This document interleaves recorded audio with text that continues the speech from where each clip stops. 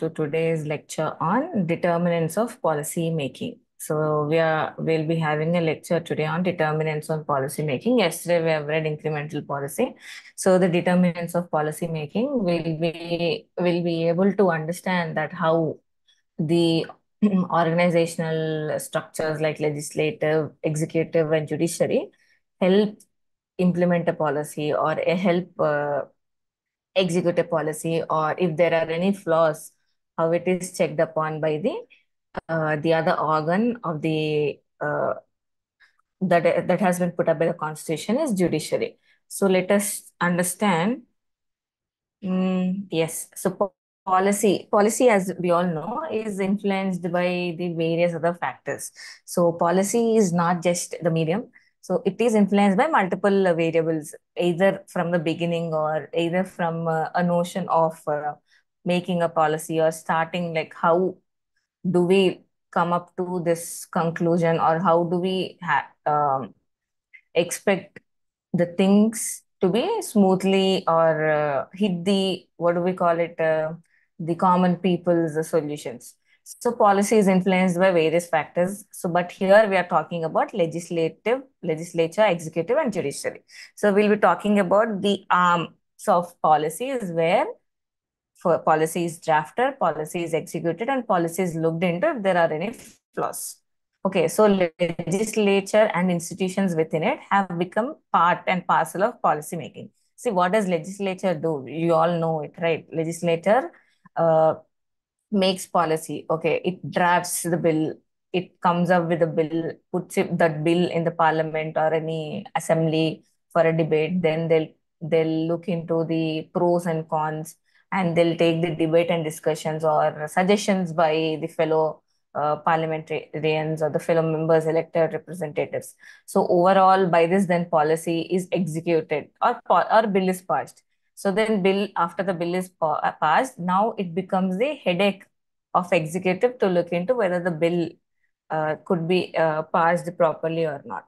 So the role of executive is another, it's a second factor. So this plays a crucial role. What does it do is it implements policies.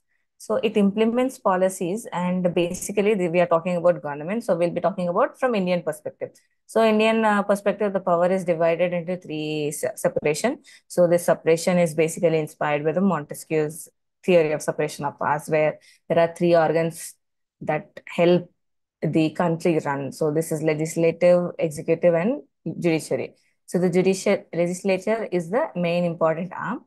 Then executive is another crucial factor in implementing the governmental policies. Especially we are talking about India. So Indian is a parliamentary system of governance, where the chief executive or the head of the cabinet and the bureaucracy are directly participating in the policy processes. See, their main duty or their main job is to implement policies, or and to look into the issues that would come up, that would pop up once a policy has been implemented. So they directly participate in public policy making since the beginning until the implementation, then correction, then again re-implementing. This cycle reflect, evaluate, and the values.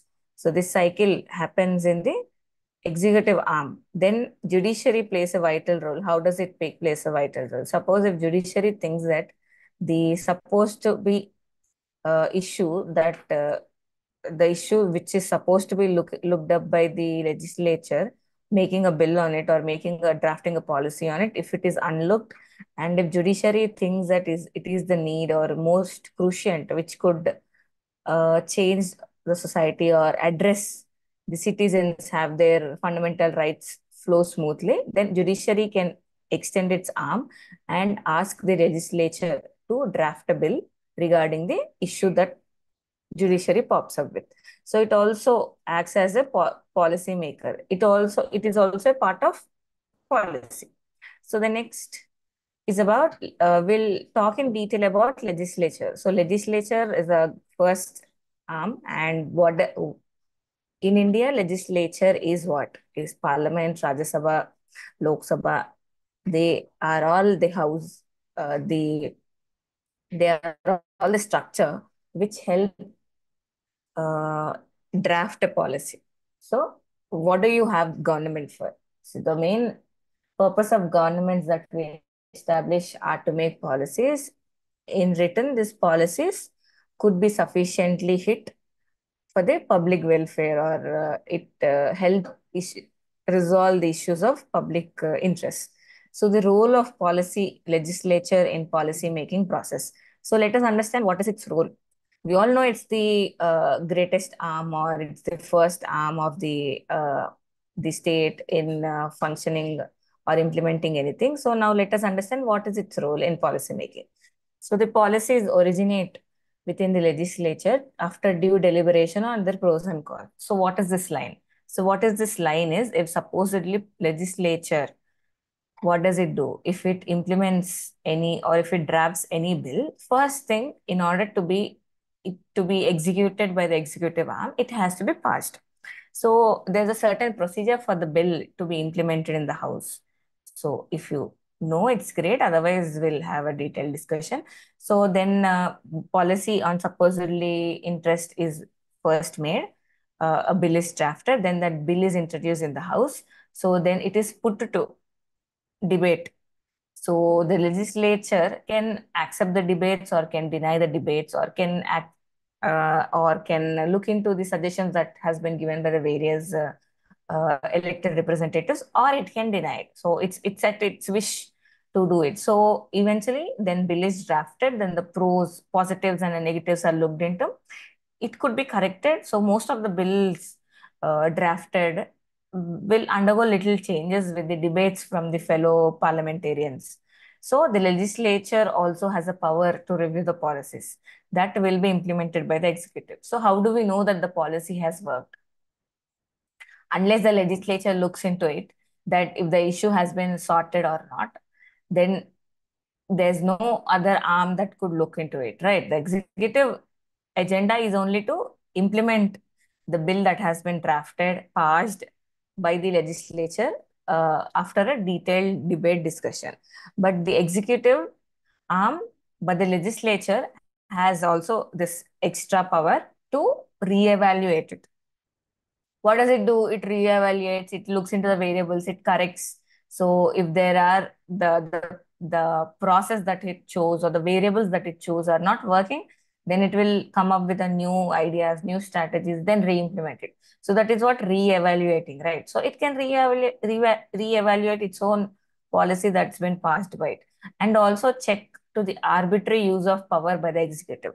So it looks into if executive arms or the extension has been properly done or not, or whether the policies, that's the main purpose of it, is certainly used or properly, or hit properly to the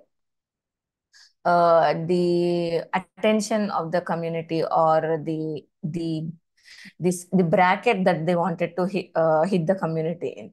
So example, there are examples. As we are talking it from Indian perspective, we'll look through it from the Indian perspective. So amendment of constitution, selection and appointment of public officials, control of administrative actions, investigation of social, political, economic conditions, and suggestion of remedies. So what does legislature do? So legislature, if it thinks that the executive arm is not going to look into the policy, or it's going to extend its ultimate power.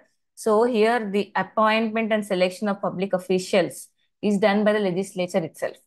So in a way, it is appointing the eminent persons, it is appointing the useful, the knowledgeable persons in the same field to implement the policies that would be drafted by the legislature. So here, legislature could check upon the arbitrary power, if at all in future in certain bill would be used by the executive, and also control the administrative actions.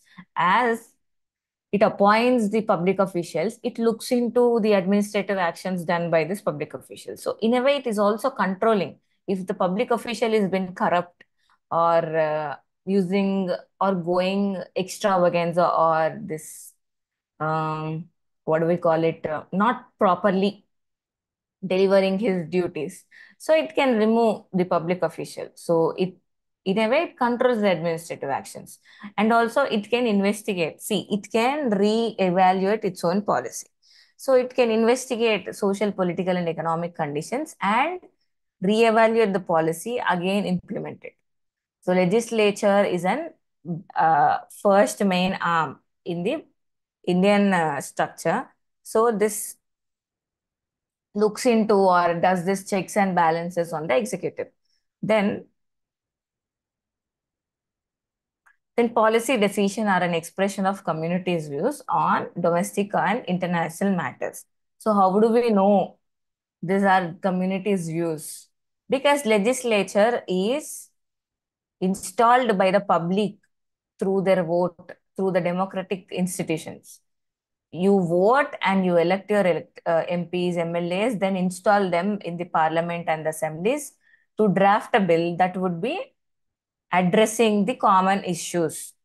So indirectly, the communities matters are supposed to be looked into the policy decisions. So this policy decisions could be both in domestic and international. We all know the foreign policy instruments or the domestic as in how the state. I'm sorry, there's a transformer hit. Okay. So all policy decisions need statutory formation, and legislature are the only organ. So legislature is the only organ that takes the statutory legislature statutory formalization. See, legislature has at hand, it can formulate the policies. Executive cannot sit down to formulate a policy because executive is an arm appointed by the legislative members. They are not directly elected by the people. As we are talking about the democratic institution, democratic nation, so this has to be looked upon by the legislature itself. So the role of legislatures. So here we spoke about the role of legislature in policy making process. Now, the role of legislatures. So what do these members, legislators do?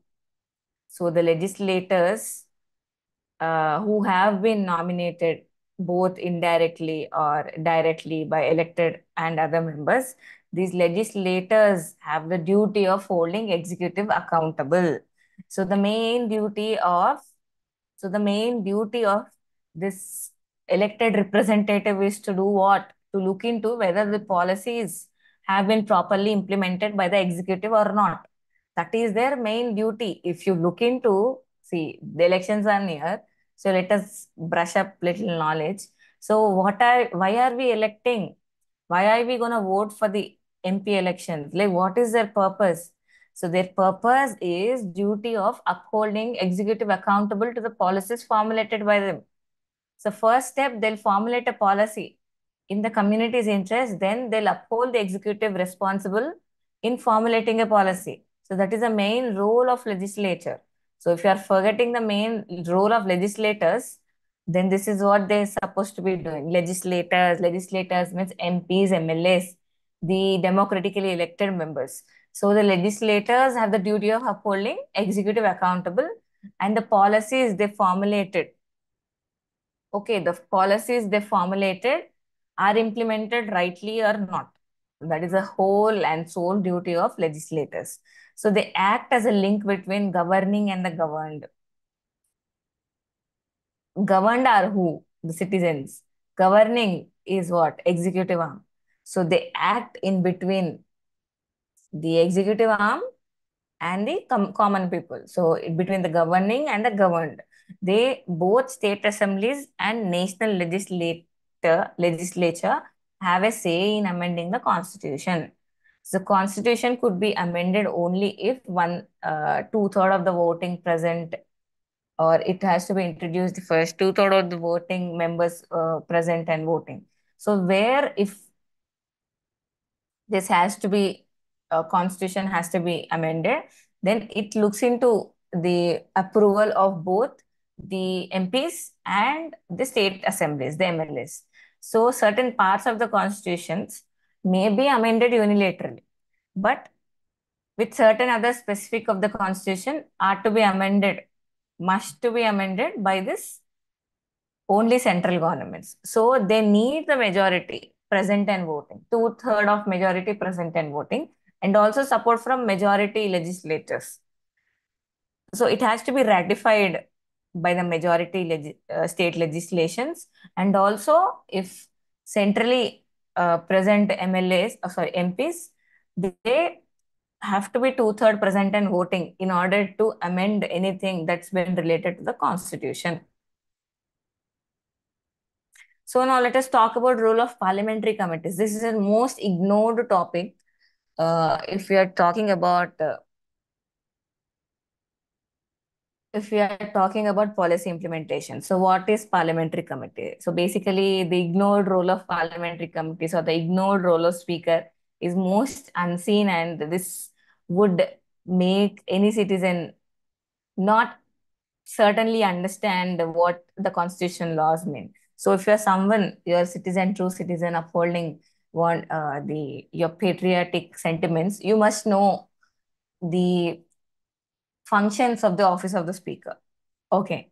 So then only you could call yourself as a citizen. I mean, as far as I think. So this is my perspective.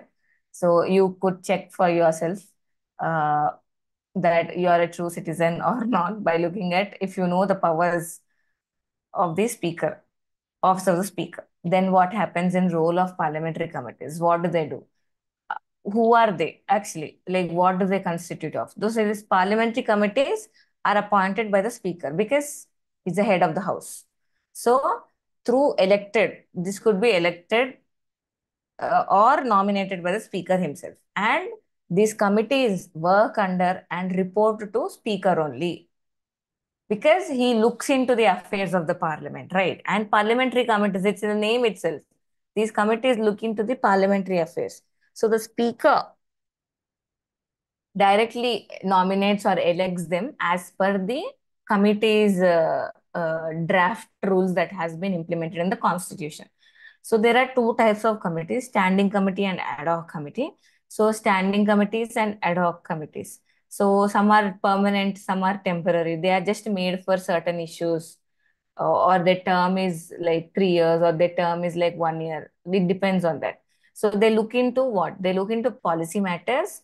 After thorough consideration, they submit a report to the speaker. That is their duty. I mean, that is the role of parliamentary committees. They're specially installed for such thing. And main functions, how do they investigate? How do they conduct their functions? Like, how do they, what are their functions? They are investigatory and they are deliberative and recommendatory. They investigate, they deliberately suggest changes, and they recommend certain changes that has to be looked into. Then they discover facts or collects opinions while performing their deliberative functions, like the functions that they are supposed to be doing. And they discuss and consider the conclusions to draw from facts and figures before them. They just do not come up with some random answer.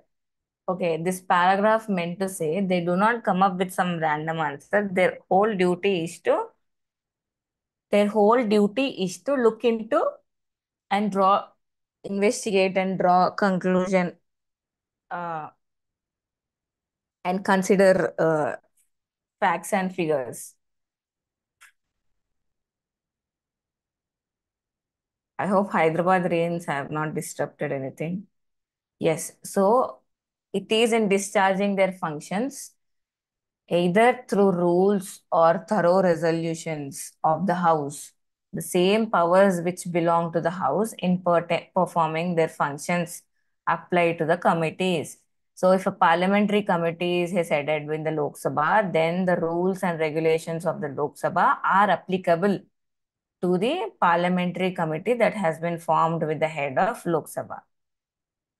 So they gather information. How do they gather information? How do they investigate? It is through questionnaires, through non-official organizations, through knowledgeable individuals, and spot the studies on organizations and from the oral responses from the non-officials and official witnesses that they have been going through. So the parliamentary committee's main role is to investigate, collect the information. So They gather information through questionnaires and I'm sorry, it's too hot in here. So the parliamentary committees perform a significant role in policy making through decisions and recommend policy that are referred to them. Now we must have understood what are committees' purpose. They're established, they're nominated or elected by the speaker. Then they report, they conduct, investigate, they give recommendations based on certain policies that they are looking into by collecting information through questionnaires, through non-governmental organizations, through interviews, through investigations, through certain suggested studies, then submit their report to speaker. So this is all whole criteria, whole procedure this parliamentary committees follow. Next one is executive. So what is executive? Executive is the government power and authority. We all know what is executive union, right? Executive in which the government power and authority is in the hands of prime minister, who is a real executive. We are following Indian perspective, so it's a parliamentary democracy, and prime minister is a real executive, and president is a nominal executive or the rubber stamp, de jure and de facto. Okay. So role of executive in policy making. Now, what is its role? Now that we have read the legislator in drafting, recommending, etc., in investigating, what is the role of executive? It's implementing. So executive performs following functions. The final decision of policy is to be submitted to the parliament to be passed as a bill. Then implementation of policy once is approved by the legislature, the continuous coordination and cooperation of activities of the several departments. So the several departments that look into any single policy that has been implemented will come together, coordinate with each other, and participate in the activities for implementing a policy. So the final decision of the policy after the bill is put to debate, discussion with certain changes, etc. This the legislature will look into the issues. So implementation of policy approved by the legislature and continuous coordination and cooperation of activities. So if any failure in policy takes place, then the executive is held accountable. What is this point? Legislature's only purpose is to make draft bill. So if it's not draft bill, once it's drafted bill, the the work is devolution to executive. Now, what executive does? Executive should look into if policy that has been followed is to be held accountable or not. So the executive takes a hand in policy making because most of the legislatures lack time and energy to formulate policies. So it also help legislature in making a policy because this is a group of experts. This is a group, this executive arm is specially meant to be looking into the policies. So as legislators sometimes are busy with their uh, con constituency. So this executive also extend its arm. So in absence of legislature, it falls to executive to take all important decisions on day-to-day governance. So executive is not just implementing our arm; it will look into the day-to-day functions or day-to-day execution of such policies that has been drafted by the legislature. Now, role of cabinet in policy making. Legislature, we have president, sorry, prime minister, cabinet, etc. Right? Executive, sorry. Yeah. So now let us talk about role of cabinet. Cabinet is what? Cabinet is a inner circle of members elected and belonging to the government that has been in power, and it is headed by prime minister. So the cabinet in parliamentary government or the political chief is the executive is drawn from parliament is called cabinet. So the cabinet, what does it do? Significant, it also plays a significant role because it is a main executive arm, right? So it defines the direction which national policy shall take place. So example, if we keep seeing with changing power, with changing governments at the central, The policies, example, the foreign policy course restructure will keep changing. Example, per se, during Nehru, we followed idealistic principles. And over a later period, we started following the policies where we extended our arms to the superpowers. And certain period of time, we were with the NAM. So now we are looking for the neighborhood first policy or look East Asia policy. Okay, all those things to tackle. Why? Because change of course in structures, in powers or mm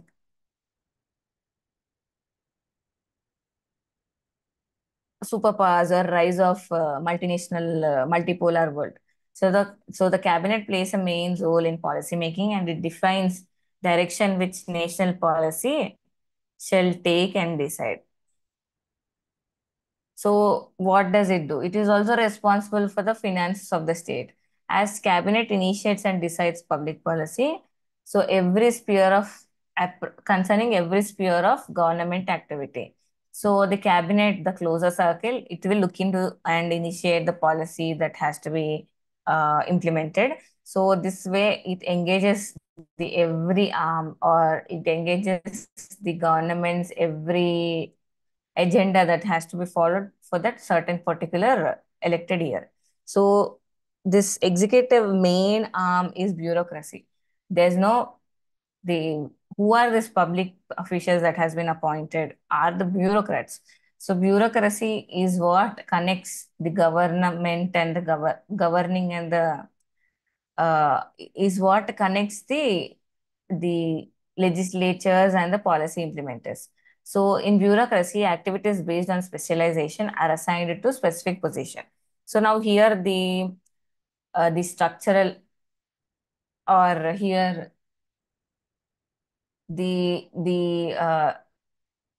hierarchical structure comes into picture. So who are these bureaucrats? So bureaucrats are or are the elected officials who are assigned to specific positions, and they are talented in they have certain specializations in that certain area. So these decisions are governed through conscious system of abstract rules, regulation, and procedure. Now this is a procedural based, as as the appointed public officials has to be looking into.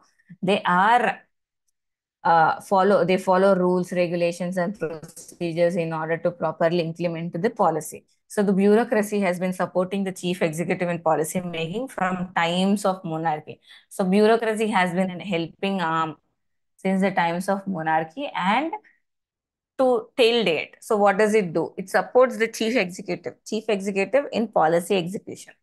See, bureaucracy has, as it follows rules, regulations, and procedures, the policies has been implemented very easily and smoothly. So in modern times, bureaucracy plays a role in policy making in several ways. So how does it do? Formulation of policy proposals for consideration to political executive. So bureaucracy today also makes the positive or the special role in making the policy work, and the formulation of policy proposals for consideration through modern techniques. So this is what is the role of cabinet bureaucracy in executive arm. Then the task of formulating the policy alternative for politically superior authorities is a major criteria of efficiency. Now, if we read this line, the, the Herculean task of policy formulation or alternative for politically superior authorities is a major criteria of efficiency. So it helps the executive in identifying major policy issues and prepare policy proposals, analyze several alternatives, and give solutions if necessary to the policy matters, and dividing these major policies into certain sub policies. So that is what it does. It helps executive in identifying major policy areas, prepare major proposals, analyzing several alternatives and solutions to the important policy matters, dividing major policies. Now, the role of bureaucracy could be categorized into three activities. First one is informative, suggestive, and analytical. So what? Informative.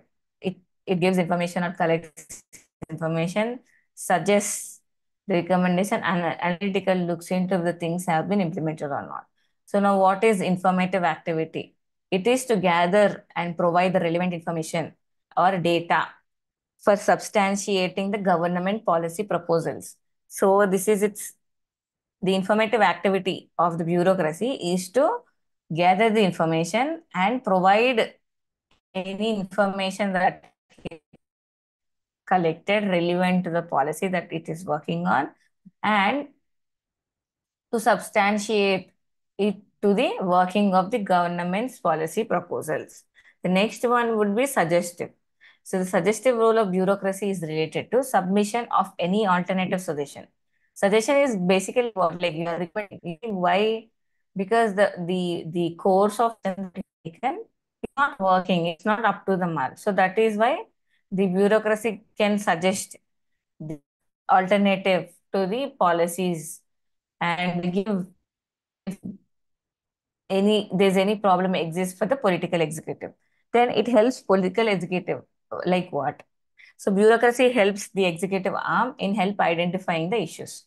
So it also engages itself. It also analyzes the pros and cons of the issue that is taken up for the policy formulation, and it analyzes the policy analyzes the proposals. So it analyzes the proposals in relation to the provisions that has been given. So now what happens?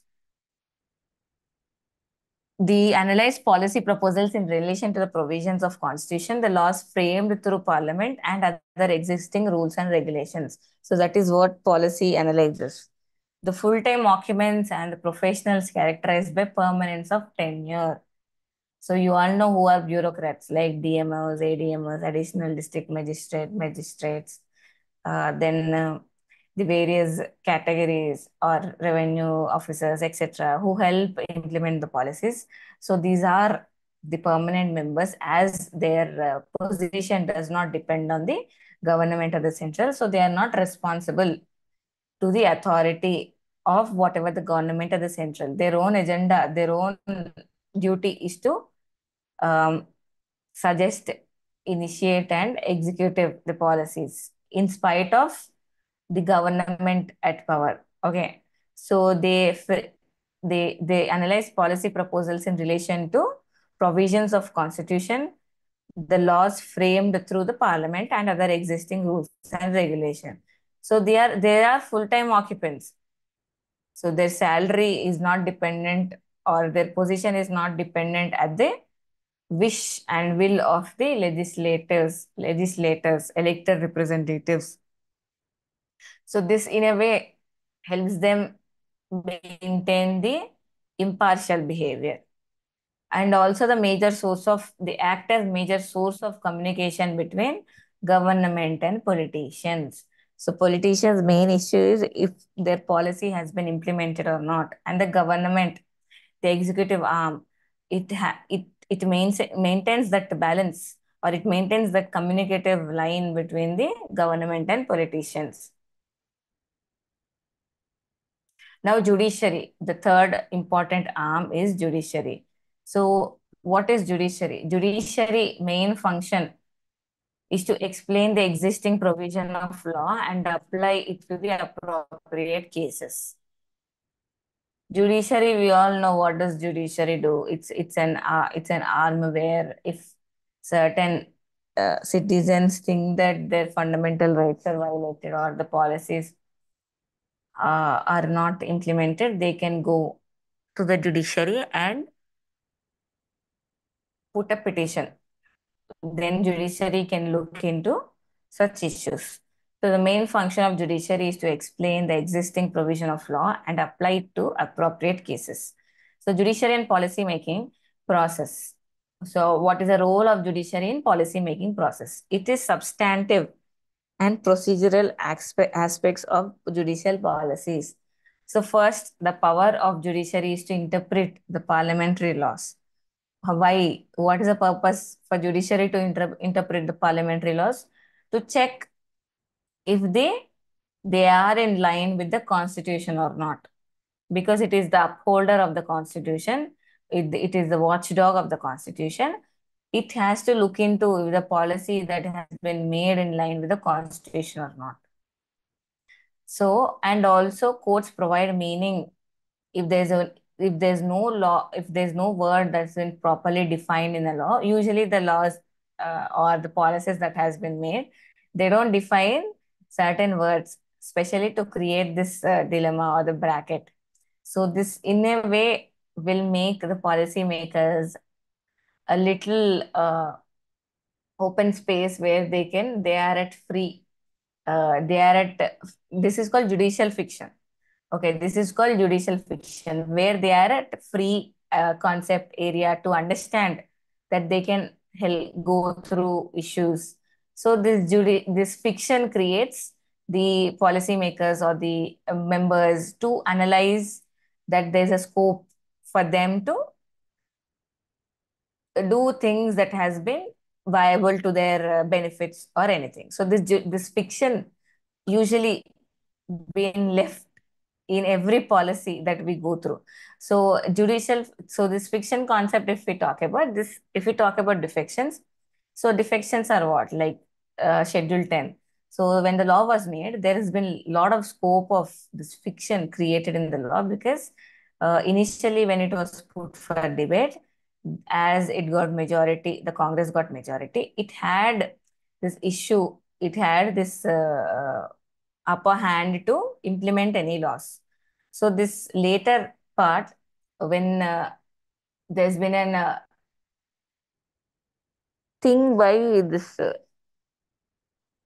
executive arm and the what do we call it? The members represent elected representatives changing their party in splits and mergers. There's been a lot of fiction that what could be the possible role, what could be the possible role when the speaker can act, when the speaker cannot act. So this second power of judicial review exercised by Supreme Court. So this Supreme Court judicial review is reviewing any law, reviewing any policy that the judiciary thinks or judiciary can voluntarily do, or it has to be reported to the judiciary, then it should look into those things to look why. Because if this is in line with the constitutional statutes or not. So India to declare a law as unconstitutional, and if it is against the provisions of constitution. So judiciary's main is judicial review. So this judicial review at certain point could also be called as judicial activism, because it's been actively participating, making drafting, redrafting, giving certain new definitions to it. This is an extended or liberated form of judiciary, which is a debatable topic. But here the judicial review exercise by Supreme Court, and the Supreme Court, it can declare any law as unconstitutional if it is against the provisions of the Constitution. So the power of Supreme Court exercised to invalidate.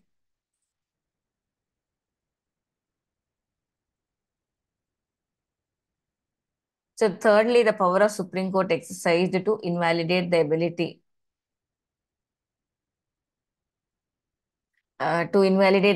of policy making and processes.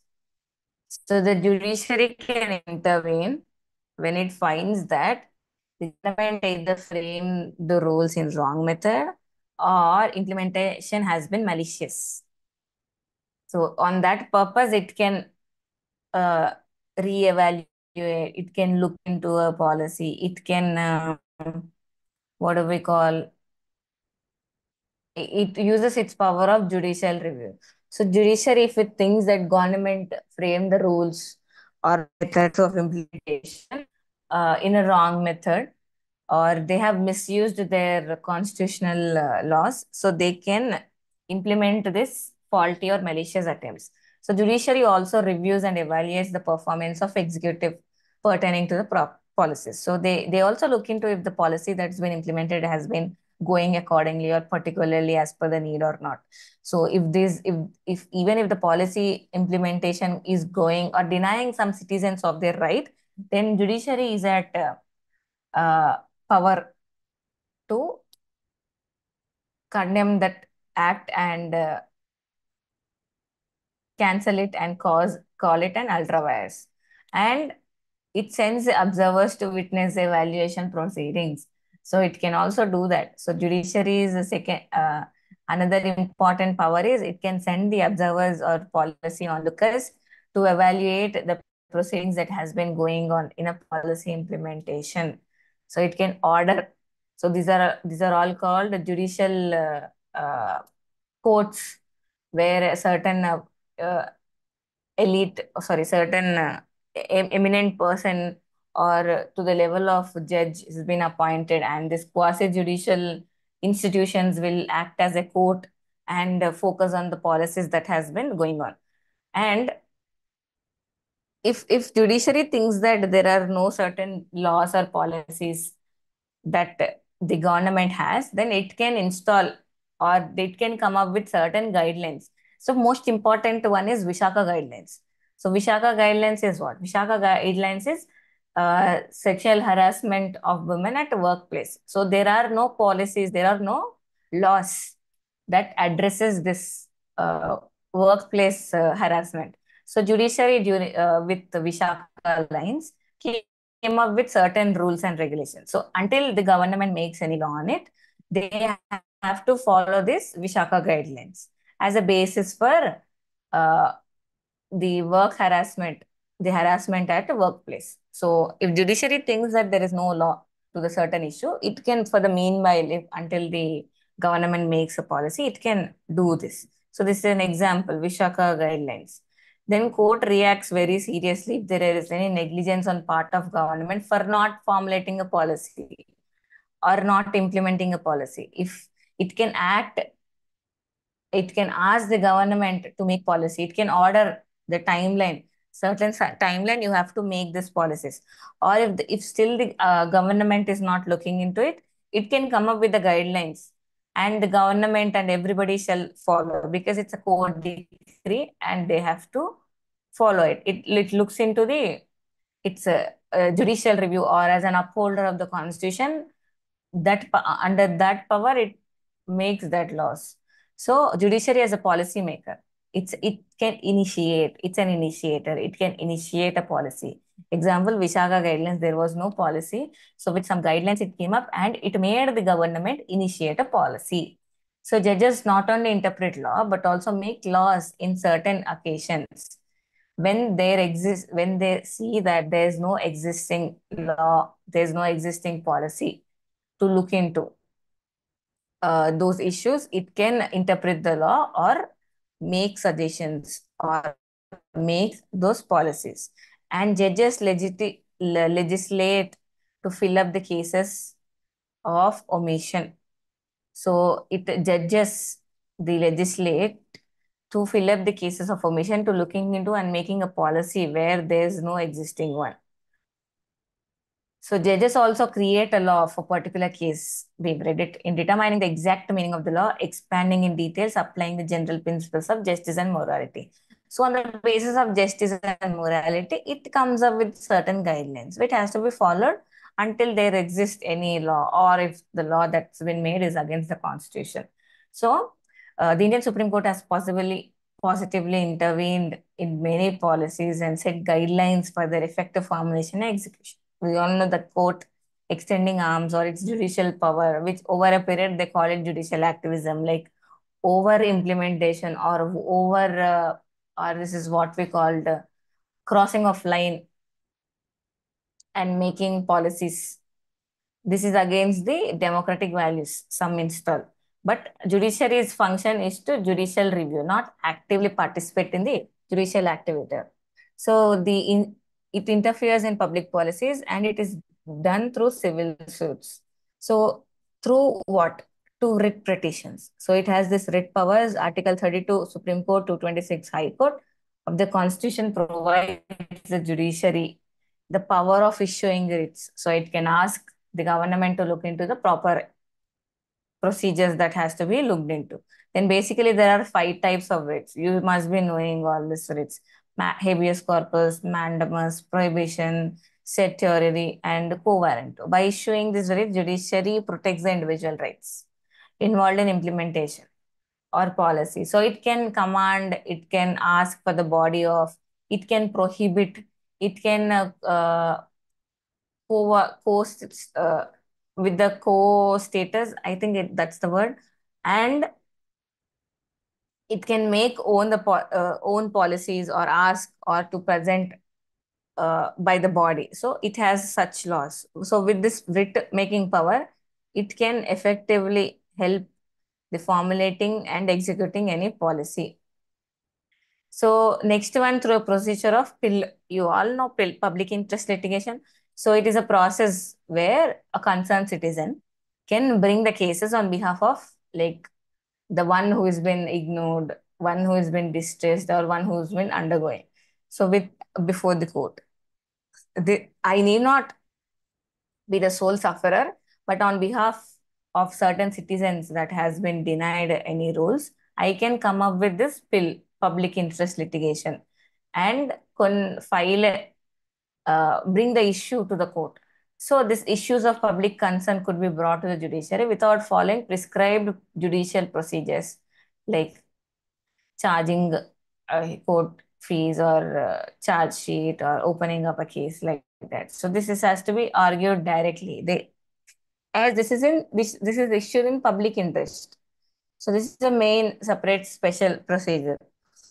And this proves that judiciary reviews public policy by participating in dynamics of governance. So it participates actively in the governance process and looks into for their proper implementation. So that is what the second function of judiciary. Then third one is contempt of court. Contempt of court means if any official that has been ordered by the court to look into an issue, to present their body of, or to make policies on certain distressed topic that they wanted to work on, then judiciary uh, like the but the officials, those who have been elected or officials, those who have been appointed, if they refuse to do or accept any orders that's been passed by the law, then these judgments or these executive members are regarded as doing contempt of court. So in all such cases, judiciary can ask for explanation and give punishment to the officials for not implementing. Contempt of court means you are not obeying the orders that's been passed by the court. So then judiciary can come up, say that you're not following this. I am the onlooker of the constitution. So now I can punish you. So this is what contempt of court. This is an extra arm for the judiciary to look into. What are the functions? It's an initiator, then through writs, then through public interest litigation, and through contempt of court. It makes such policies. So the next one, so in India, all policies are formulated keeping in view the country's existing laws and legal provisions. So the laws are not just directly made as such. They have to be looked into the legal provisions that we have as a nation and the constitutional laws that exist for a reason to stop the arbitrary or overextension or over usage of power by the executive, legislature, or judiciary. They all are responsible to each other. So the policies must be made in India on the existing laws and legal provisions. So if it seem to be like if the legal provisions are not obeyed, then judiciary can cancel that law as an outlaw and declare ultra vires. Matlab means it is not as per the constitutional laws. As it is a upholder of the constitutional provisions, it is at power to do such things. Then process of policy making by delivering suggestive or advisory judgments. So it can suggest, it can advise, it can ask to make any policy Environmental policy. Environment also initially, the Supreme Court came up with this issue where the stubble burning in Delhi. So it made the environmental, it led to the Supreme Court judgment led for the Indian government to come up with an act, Environment Act, or look into this, the issue of stubble burning. So the judiciary till then, as there was no proper act or policy addressing such issues, the judiciary meanwhile came up with the guidelines to be followed. So same with the Vishaka guidelines to be followed, workplace harassment or the environmental issues. So judiciary issues directions for policy, formulating a scrupulousness policy. Then judiciary is an essential part of political process wherein cooperation and disagreement are of equal significance. So judiciary does what? It can either you can either cooperate with the judiciary or you can disagree with the judiciary. But this has to be the ultimate part and parcel of any policy making procedures.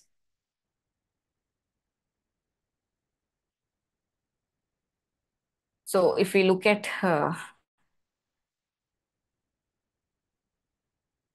what we went through determinants of policy making, and this has been hot today. So we've read through, excuse me. So determinants of policy making.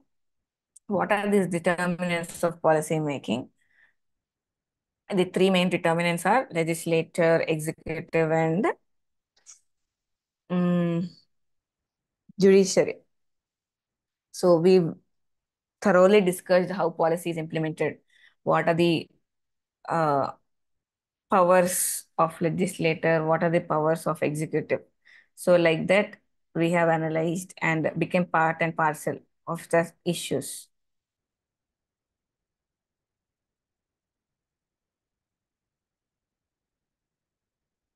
So the role of executive, we spoke about what are its role and the criteria that it uses. Okay, so that is a true role of executive. Then we have initially spoke about judiciary, how judiciary plays a certain role. Okay, then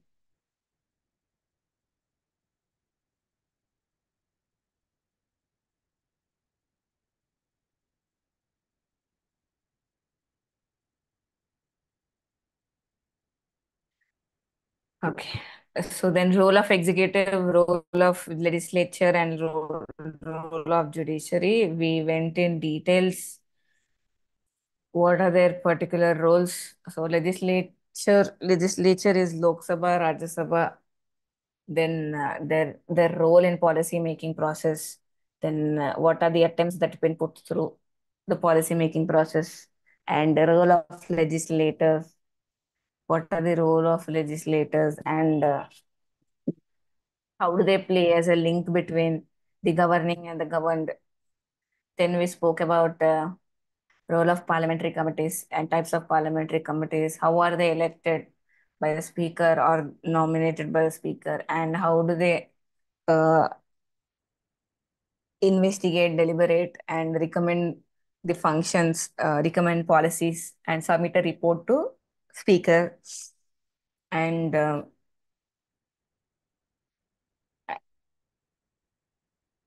and how do they perform or gather their information through questionnaires, non-official organizations, and etc. So next, executive. What is the role of executive? The government power and authority is enhanced. So what is a true sense of executive, and what do they do? What is their main role in policy, and which stage they comes in, and role of cabinet in policy making, and the government that has been at power. How do they how do they manage if there's an absence of legislature? Then next we spoke about role of bureaucracy. It's an important one. So this role of bureaucracy also we have explained how they are the permanent, how their job and salaries are permanent and not dependent on the uh, uh, not dependent during the pleasure of the legislators. Then formulation of policy proposals, how do they come up with and how do they implement? How do they identify the major policy areas? And how do they prepare these policy proposals and analyze several alternatives? So like that, the next then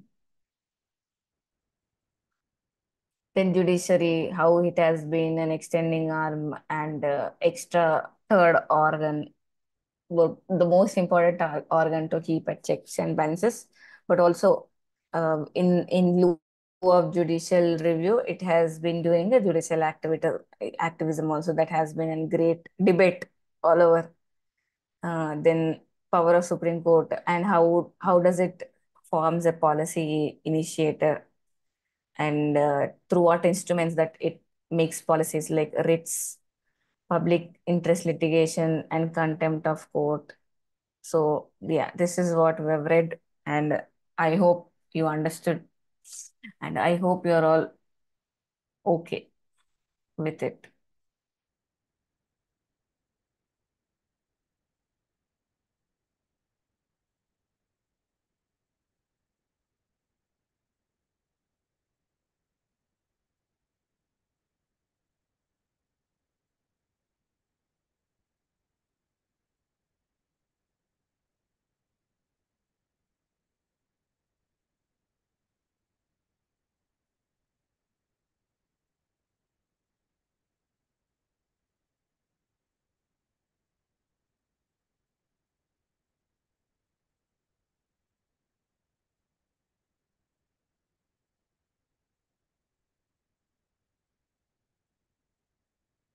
I hope you are clear with it, and it's an very, although it's an easy topic, but it's an Herculean task during, especially there's no power and the rains outside. So I hope we are clear with the class today, and we'll meet tomorrow with the again other policy instruments.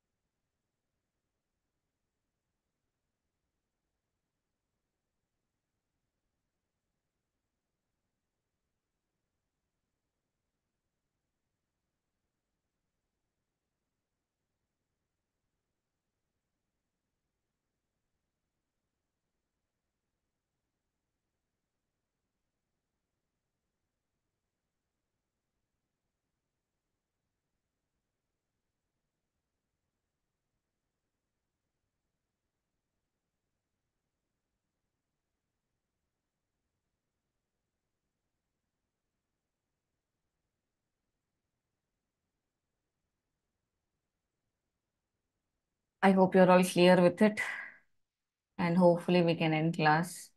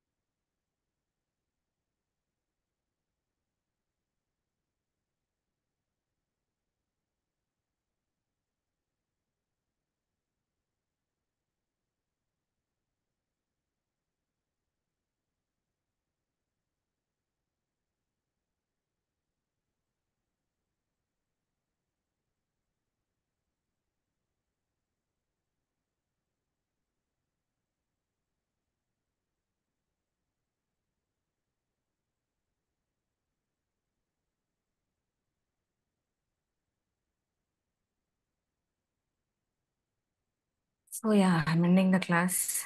See you all tomorrow.